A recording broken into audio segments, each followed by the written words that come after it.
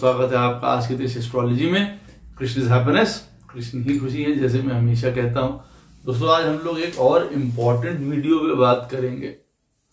इस वीडियो से जो मैरिज रिलेटेड प्रॉब्लम्स हैं वो आप सॉल्व कर सकते हैं। मैरिज में आने वाली प्रॉब्लम्स हैं या मैरिज नहीं हो रही है, उसके लिए भी ये आपके लिए अचूक उपाय होगा। वीडियो स्टार्ट करने से पहले चैनल को सब्सक्राइब अवश्य कर दीजिए, लाइक करिए, कमेंट करिए, सपोर्ट करते रहिए जैसे आप लोग कर रहे हैं। उसके लिए अति आभार है आप लोगों का। नोटिफिकेशन बेल अवश्य पुश कर दीजिएगा ताकि मेरे द्वारा पोस्ट किए गए वीडियोस आपको टाइम टू टाइम मिलते रहें। डबल रिक्वेस्ट है, नोटिफिकेशन बेल अवश्य पुश कर दीजिएगा। जिनको पर्सनल कंसल्टेशंस लेनी है अपने जीवन के बारे में, दशा के बारे में, रेमेडीज चाहिए, प्रोफेशन के बारे में, संतान के बारे में, अवश्य मुझे संपर्क कर सकते हैं। बहुत आसान है, मेरे नंबर्स वीडियो में फ्लैश होते रहते हैं, वीडियो के डिस्क्रिप्शन बॉक्स में नीचे दिए रहते हैं। आप मुझे ईमेल के थ्रू संपर्क कर सकते हैं। इतना ध्यान रखिएगा बंधुओं, पर्सनल कंसल्टेशंस पेड होती हैं। जिनको ज्योतिष विद्या सीखनी है, वास्तुशास्त्र सीखना है, न्यूमरोलॉजी सीखनी है, स्वागत है, अवश्य सीख सकते हैं। इन्हीं नंबरों पे मैसेज करके, व्हाट्सएप करके, ईमेल के थ्रू कोर्स का विवरण प्राप्त कर सकते हैं।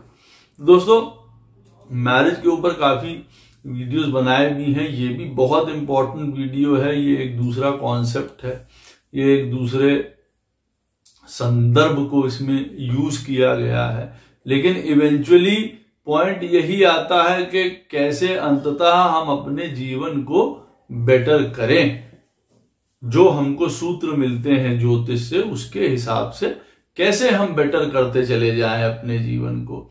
और अगर जो हमारे ऋषियों ने लिखा है बात, अगर हम उसको समझ के सही तरीके से उनका पालन करते हैं तो कोई गलत बात भी नहीं है। देखिए ये टेक्निक जो है मैं आपको बताने जा रहा हूं, ये नई नहीं है, लेकिन एक्सप्लेन करके मैं आपको बता रहा हूं ताकि आप अच्छे से समझ के, कई लोगों के लिए नया भी होगा, उसको यूज करिए ताकि आपको ये पता चल जाए कि भाई आपकी आने वाली मैरिज में क्या प्रॉब्लम्स आ रही हैं, उसके लिए आप क्या उपाय कर सकते हैं। मैरिज हो गई है, आपस में अंडरस्टैंडिंग नहीं बन पा रही है, प्रॉब्लम हो रही है, तब भी आप ये उपाय कर सकते हैं। देखिए आपकी चार्ट में जो 12वां स्थान होता है वो बहुत इंपॉर्टेंट होता है। हम लोग 12वें स्थान को जानते हैं लॉस के रूप में, एक्सपेंडिचर के रूप में, हमारे खर्चों के रूप में जानते हैं या विदेश के रूप में जानते हैं, लेकिन इसका बहुत एक गहरा संदर्भ भी हमारे मैरिज से जुड़ा है। क्योंकि देखिए यहाँ पे शयन कक्ष भी है, अच्छी नींद भी है, बेड प्लेजर्स भी हैं, और विवाह में आने वाली अड़चने और विवाह में आने वाली दुर्घटनाएं और लॉसेस भी हैं, डिलेज भी हैं, आप इसको ऐसा भी कह सकते हैं। एक और पॉइंट से बात करी जाए तो 12वां स्थान जो होता है हमारी पत्रिका में, ये वीडियो मैरिज से संबंधित बना रहे हैं तो उसी के संबंध में बता रहे हैं। शेयरिंग और गिविंग का भी ये घर होता है। ये बात बहुत ध्यान रखिएगा, ये इंपॉर्टेंट पॉइंट है कि 12वां स्थान जो है हमारे चार्ट में शेयरिंग और गिविंग का होता है। हम क्या दे सकते हैं, क्या दे रहे हैं उसमें, इसीलिए शुभ प्लैनेट वहां पे बैठे होते हैं पत्रिका में 12वें स्थान में, तब वो फिर भी जो है एक अच्छा रिजल्ट प्रदान करते हैं विवाह के संबंधित। मेलेफिक प्लैनेट्स इसीलिए बहुत ज्यादा डिमांडिंग होते हैं, आप करते रह जाइए और उसके बावजूद भी आपको फल नहीं मिलता है कई बार। खैर ये आपको बेस बताने का पॉइंट था। आपको अपने चार्ट में 12वां स्थान देखना है कि कौन सा है। अब आपकी पत्रिका में इसमें 3 रूल हैं, उसको इंपॉर्टेंट तरीके से सुन लीजिएगा, समझ लीजिएगा, दोबारा से वीडियो को देख लीजिएगा। कोई अगर मन में शंका हो अवश्य कमेंट सेक्शन में मुझसे उसको क्लियर कर लीजिएगा, क्योंकि राइट काम या राइट उपाय करिएगा। अंततः जिनका विवाह नहीं हो रहा है, परेशानी हो रही है, मैरिज में परेशानी हो रही है, उनको लग रहा है कि अब विघटन बिल्कुल हुआ ही हुआ, चैन नहीं लिया जा रहा है, तो इस उपाय से उनको शायद चैन आएगा गोपाल की कृपा से। यहाँ पे 3 रूल्स बहुत इंपॉर्टेंट है, उनको आप फॉलो करिएगा, क्योंकि जो ना समझ आए उसको फिर से समझ लीजिएगा, कमेंट सेक्शन में पूछ लीजिएगा, ताकि आप प्रॉपर उसका जो है उपाय कर पाए। तो अगर आपके 12th हाउस का लॉर्ड जिस स्थान पे बैठा हुआ है पत्रिका में, उतनी ही स्थान आपको आगे और गिनना है। उदाहरण के तौर पे वृश्चिक लगन की पत्रिका है और 12th हाउस का लॉर्ड बैठा हुआ है 4थे स्थान पे, तो मतलब 12वें से 4थे में बैठा हुआ है। गिनने में मालूम पड़ा 5 स्थान वो 12वें से बैठा हुआ है। अब हमको वहीं से 4थे स्थान से 5 स्थान और आगे गिनना है। जब हम गिनेंगे तो पाएंगे मिथुन, वृश्चिक लगन में 8वें स्थान पे मिथुन आता है। तो ये जो मिथुन है वो क्या बन गया, वो बन गया हमारा उपपद लगना। ये हमारे विवाह के लिए बहुत इंपॉर्टेंट पॉइंट है, ये बहुत इंपॉर्टेंट घर है, इस चीज को ये याद रखिएगा। अब हम इसको उपपद लगन अपना मान लेंगे। एक और उदाहरण इसी के संदर्भ में बता देता हूं दूसरे रूल पे जाने से पहले। मान लीजिए आपकी पत्रिका में 12वें स्थान का स्वामी बैठा हुआ है 5म में। अब जब आप गिनेंगे 12 स्थान से आगे तो पाएंगे कि यहाँ कितने स्थान आगे आ गया है, वो 6 स्थान आगे आ गया है। तो अब 6 स्थान 5म से आप आगे गिनेंगे तो कहां आएगा, 10th हाउस। तो 10th हाउस आपका जो है वो क्या हो जाएगा, उपपद लगन। और वो जो 10th हाउस है उसकी जो राशि है, उसका जो राशि का लॉर्ड है वो उपपद लगन का लॉर्ड हो जाएगा। आपके विवाह में होने वाली दुर्घटनाओं, परेशानी, कष्ट या उपाय उसी घर से संबंधित होंगे तो बहुत उत्तम होगा। वजह क्यों, वजह मैंने पहले ही आपको बता दी है कि 12वां स्थान हमारी पत्रिका में आनंद को लेके भी है विवाह के, तो उसमें लड़ाई झगड़ा और विघटन को लेके भी है, कई प्रकार के प्लेजर्स के लिए भी है। और ये जैसे मैंने आपको बताया कि शेयरिंग का है, हम कितना शेयरिंग कर रहे हैं, कितना बांट रहे हैं, या हम ले रहे हैं, या हम चाह रहे हैं, उसके लिए भी ये जाना जाता है। ये देख लीजिएगा, उसका भी उदाहरण मैं आपको आगे दूंगा। अब दूसरा रूल इसमें एक और आता है। अब मान लीजिए किसी की पत्रिका में 12वें स्थान का स्वामी 12वें में बैठा है और 12वें स्थान का स्वामी 6ठे में बैठा हुआ है, तो उनके लिए सिंपल सी बात है, कॉम्प्लिकेशंस में ना उनको ले जाते हुए कि वो कहां से गिने और क्या करें। 12वें स्थान मालूम पड़ा आपका वृश्चिक लगन है और आपकी पत्रिका में शुक्र जो 12वें स्थान का स्वामी है वो वहीं पे बैठा हुआ है, तो आपके लिए उपपद लगन कौन सा हो जाएगा, 9th हाउस कर्क राशि हो जाएगा। इतना ध्यान रखिए बस आप। दूसरा पॉइंट, अगर 12वें स्थान का स्वामी 6ठे में बैठा होगा किसी की भी पत्रिका में, किसी की पत्रिका में 12वें स्थान का स्वामी 6ठे में बैठा हो, तो वो अपनी पत्रिका के तीसरे हाउस को उपपद लगन माने। ये 2 रूल्स जो हैं वो अलग हैं, एक्सेप्शंस हैं।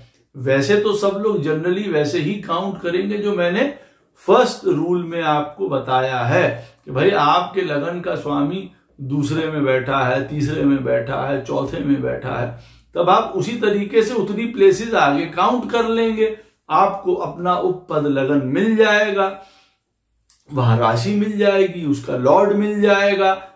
सेकंड रूल क्या है, सेकंड रूल में 2 पार्ट आते हैं, या तो 12वें स्थान का स्वामी 12वें में ही बैठा हो, या 12वें स्थान का स्वामी 6ठे में आके बैठ जाए। इन दोनों केसेस में क्या है वो मैंने बता दिया। जिनका 12वें में बैठा होगा वो अपना उपपद लगन जो है 9th में माने, और जिनका 6th हाउस में बैठा हुआ है 12वें स्थान का स्वामी, वो अपनी पत्रिका में उपपद लगन कहां का माने, थर्ड हाउस का माने, ये दूसरा रूल है।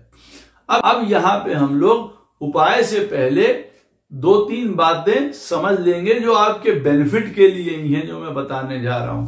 अब जब आपको अपना उपपद लगन पता चल गया कि हाँ भाई हमारा उपपद लगन चौथे स्थान में है, तीसरे स्थान में है, मिथुन राशि का है, उसका स्वामी बुध है, हमें ये सब पता चल गई सारी चीजें। अब आपकी पत्रिका में देखेंगे वो जो उपपद लगन आपने बनाया उसको आपने लगन बना लिया। अब आपने जब उसको बना लिया तो आपने देखा कि वहां पे, जैसे मैं आपको उदाहरण के साथ बताता हूं तो शायद आपके लिए ज्यादा सरलता भी रहेगी। अब जैसे हम लोग बात कर रहे थे कि अगर आपकी पत्रिका वृश्चिक लगन की है और आपकी पत्रिका में 12th हाउस का लॉर्ड शुक्र चौथे स्थान पे बैठा है तो उपपद लगन कहां पहुंच गया? मिथुन में। क्यों? क्योंकि उतने ही स्थान आप आगे गिनेंगे, शुक्र जहां बैठा हुआ है 12th हाउस का लॉर्ड, वहां से जब आप गिनेंगे तो आपको मिथुन मिल जाएगा। तो अब मिथुन बन गया हमारा उपपद लगन। अब मिथुन में हम देखेंगे फर्स्ट हाउस में कि उस घर में कहीं राहु, केतु, मंगल, शनि इस तरीके के प्लैनेट्स तो नहीं बैठे हैं। अगर बैठे हैं इसका मतलब क्या है कि हमको जीवन में कितना भी हम मैरिज के साथ करते रहेंगे हमारा नाम नहीं होने वाला, बिल्कुल कोई हमारा नाम नहीं लेगा कि आप इतना कर रहे हैं, इतना कर रहे हैं। आप जितना हद तक की करेंगे और उसके बाद भी नाम नहीं होगा और उस लेवल तक की ये आदमी कहेगा छोड़ो भैया शादी आदि जो है वो सब त्याग दो, इस तरीके की भी बात आ जाएगी। अब यहीं पे जो हम लोग उदाहरण लेके चल रहे हैं कि मान लीजिए उपपद लगन आपका मिथुन आया और यहाँ पे शुक्र, बुध, बृहस्पति ऐसे प्लैनेट बैठे हुए हैं, तो आपके लिए बहुत सुंदर होगा। जो कुछ भी आप करेंगे, जो कुछ भी आप शेयरिंग करेंगे, जो कुछ भी आप व्यक्त करेंगे अपनी मैरिज को लेके, यहां मैरिज की बात हो रही है, क्योंकि लोग कहते हैं ना, लोग बाग के भाई हम इतना करते हैं हमको रिटर्न नहीं मिलता। अब पहले वो समझ जाएं कि क्यों रिटर्न नहीं मिल रहा है उनको, क्योंकि उनके उपपद लगन में फर्स्ट हाउस में हो सकता है मेलेफिक प्लैनेट बैठे हों। दूसरी स्थिति, अच्छा अभी दूसरी स्थिति में बाद में जाएंगे, पहले इसमें बता दें।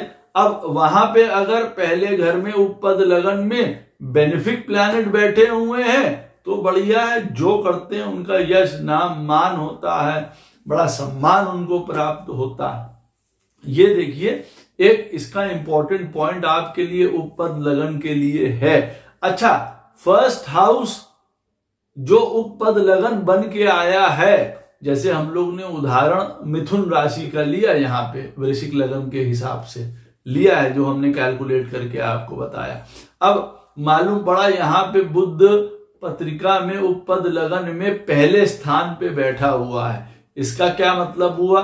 इसका ये मतलब तो हुआ ही कि आप जो करेंगे उसको सराहा जाएगा, साथ में जो आपका लाइफ पार्टनर है वो भी बहुत इंटेलेक्चुअल, पढ़ाई लिखाई में अव्वल, दूसरी बात बड़ा अच्छे संभ्रांत परिवार से बिलोंग करने वाला, हायर क्लास, इस तरीके का होगा। आप ये भी देख सकते हैं, देखिए यहाँ पे है ना, उपपद लगन में भैया शुभ प्लैनेट बैठे हैं, एग्जॉल्टेड प्लैनेट बैठे हैं, उपपद लगन का स्वामी एग्जॉल्टेड है, उसके साथ शुभ प्लैनेट बैठे हुए हैं। तुरंत समझ जाइए कि भाई हमारा जो लाइफ पार्टनर है वो उच्च कोटि और उच्च क्वालिटी का होने वाला है। अब इसी उपपद लगन में मालूम पड़ा मेलेफिक प्लैनेट बैठे हुए हैं, मंगल और राहु बैठे हुए हैं मिथुन राशि में। अगर उपपद लगन मिथुन का बन के आता है तो वहां बैठे हुए हैं मंगल और राहु पहले ही घर में, और उपपद लगन का स्वामी बुध जो है मान लीजिए कहीं वो छठे में और 8वें में या 12वें में या नीच होके बैठा हुआ है। आप पहले ही समझ जाइए कि पहली बात तो मैरिज में करते रह जाएंगे, नाम नहीं होगा।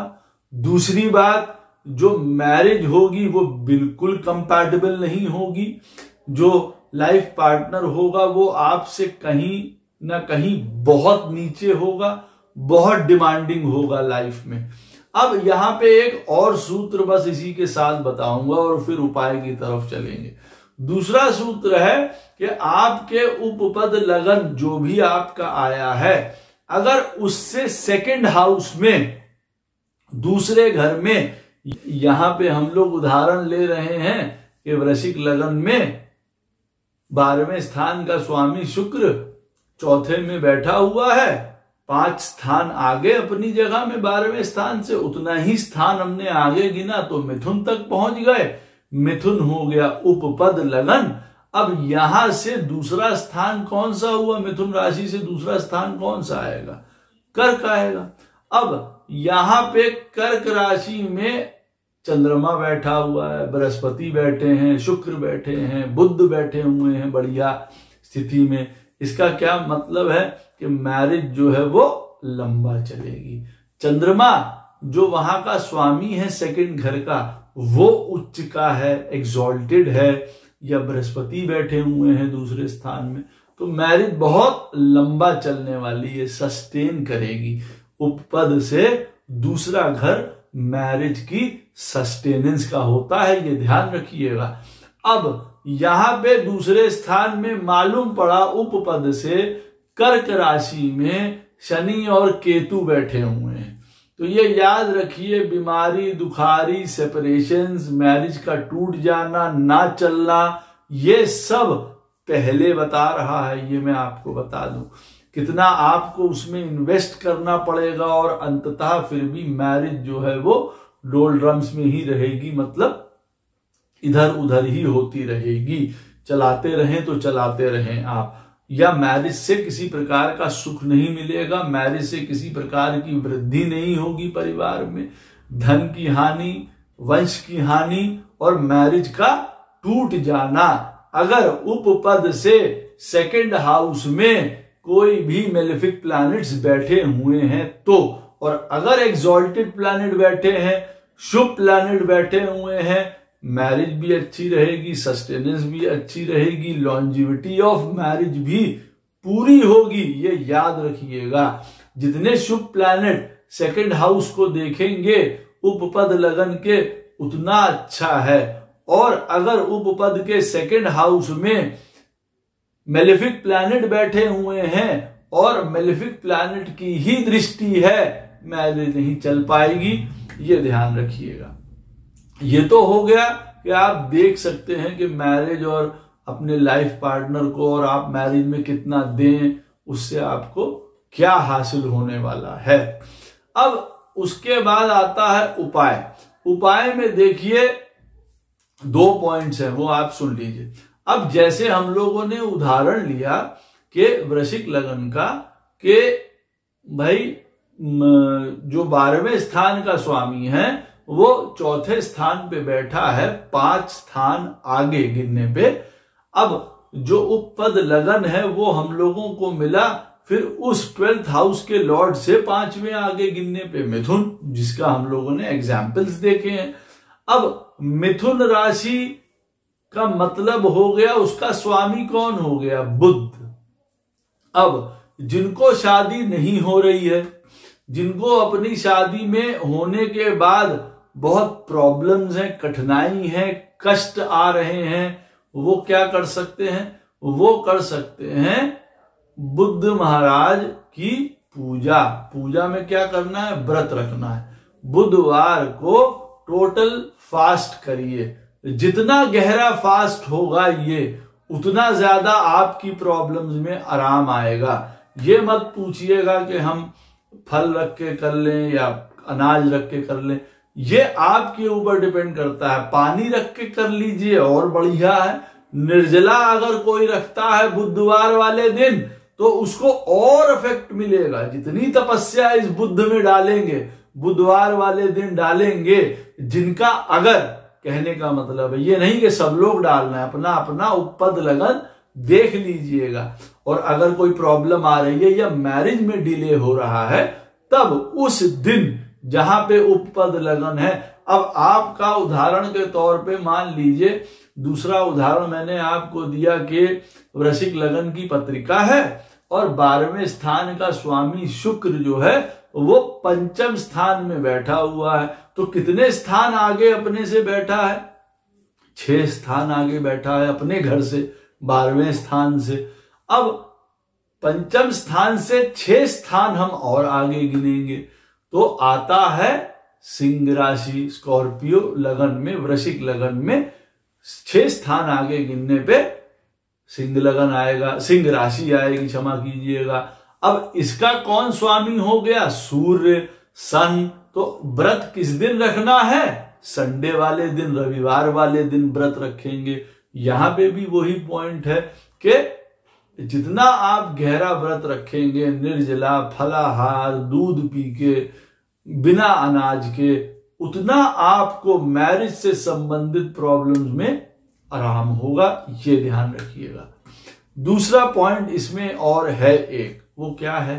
मान लीजिए आपकी पत्रिका में जो उपपद लगन निकल के आया है उसका स्वामी अगर आपकी पत्रिका में 2nd हाउस का भी लॉर्ड है, तब आप याद रखिए उस दिन व्रत नहीं रखेंगे। फिर ये बात मैं बता दूं, मैं आपको उदाहरण के सहित समझा रहा हूं। अब मान लीजिए आपकी धनु लगन की पत्रिका है और 12वें स्थान का स्वामी कौन हो गया?